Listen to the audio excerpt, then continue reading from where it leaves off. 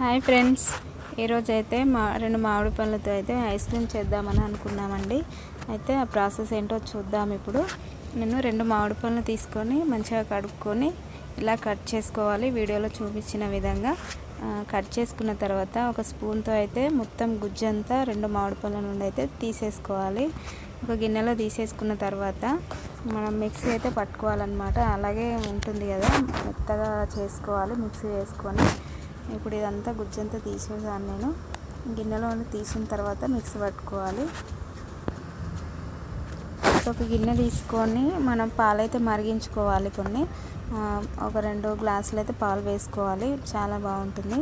అయితే మరిగించిన తర్వాత అందులో మనం సపరేట్గా కొన్ని పాలు తీసుకోవాలి చిన్న గిన్నెలో. అందులో కొంచెం కస్టర్డ్ పౌడర్ వేసుకొని బాగా కలుపుకున్న తర్వాత ఈ మరుగుతున్న పాలల్లో వేసి మంచిగా కలపాలి. మనం కలుపుతుండగానే దగ్గరకు వచ్చేస్తుంది. అట్లా వచ్చిన తర్వాత అందులో మంచిగా మనం టేస్ట్కి సరిపడా అయితే మనం చక్కెర వేసుకోవాలి. ఇలాచి అయితే మనం వేసుకోవచ్చు. నేనైతే వేయలేదు, అది మన ఇష్టం అండి.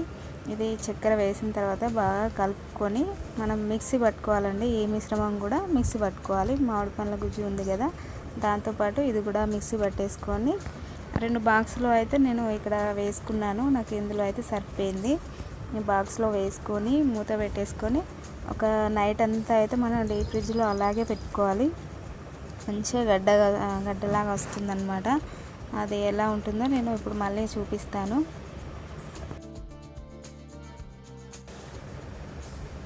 ఇలా అయితే డీప్ ఫ్రిడ్జ్లో అయితే నేను పెట్టుకున్నాను అన్నమాట. పెట్టేసుకొని ఒక నైట్ అంతా అలాగే వదిలేయాలి. చూడండి ఫ్రెండ్స్, చాలా బాగా వచ్చింది ఐస్ క్రీమ్ అయితే. టేస్ట్ కూడా చాలా బాగుంది. ఇప్పుడైతే ఇందులో మీకు ఒకసారి అయితే తీసి అయితే చూపిస్తాను స్పూన్తోని. చూడండి,